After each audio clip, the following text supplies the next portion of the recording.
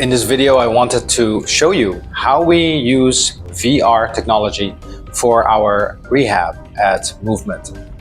So this game that you're going to see, it's called the Physics Lab, and I am not using any controllers, right? So what you're seeing in the screen is a representation of my hands, and this is a game that we've been using for the rehabilitation of somebody with a fracture, a wrist and radial fracture, and it was quite traumatic. And sometimes, getting back to that is not only painful and challenging, but it's also not very fun to work on fine motor skills.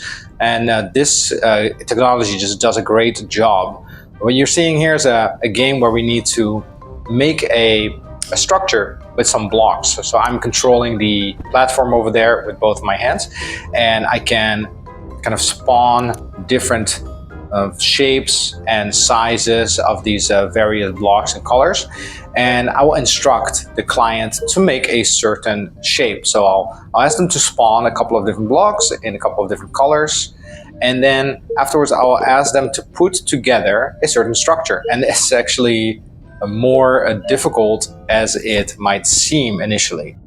And there's a bunch of different other games that you can play. So you'll see here a handshake game. You can kind of like play a game and figure out like how to pass this level. What am I supposed to do to eventually pass a level? And there's tons and tons of different games to play.